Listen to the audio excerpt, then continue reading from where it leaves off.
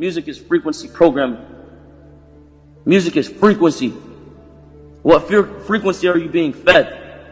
If I play with those frequencies, right, I can target certain parts of the mind, target the frequency to go to certain parts of the mind, and I can literally, if I want you to astral project, or if I want you to go to sleep, or if I want you to go into a meditative state, I can make my music do that. The brain processes information electrically. It communicates with the cellular structure electrically, and it operates within a certain band of frequency.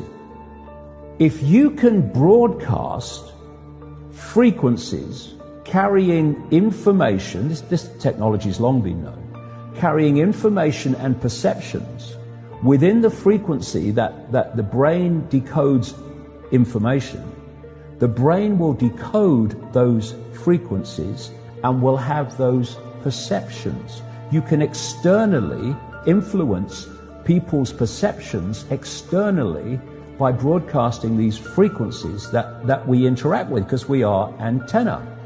The sad reality is that where we now play our music is in A440. Where did that come from? It used to be 417. A440 came in with the Roman Catholic Church.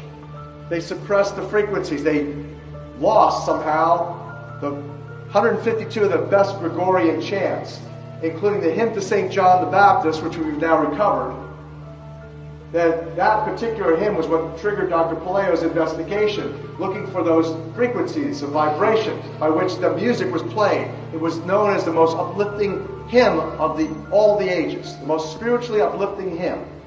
Hymn to St. John the Baptist. It was played to 6 tones. These are those 6 tones. These are those 6 frequencies. And so the A440 is what now is the standard tuning.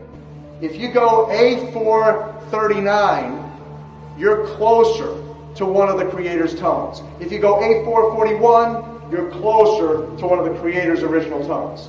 That's how precisely it has been manipulated. To do what? To shut down the 95% of your brain, particularly the right brain that operates the heart-mind for the divine human community. Some decades ago, there was a guy who worked out the frequencies of different emotional states. This is long ago. I mean, it's very, very sophisticated now. So every thought, every emotional response is a frequency.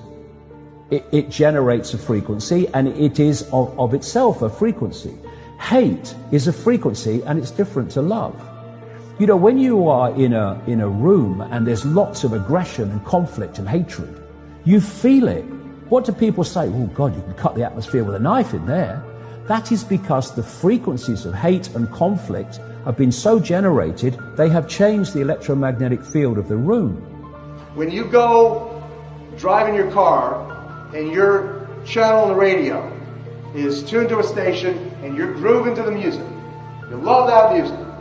As you get farther and farther away from the broadcasting tower, that music gets static.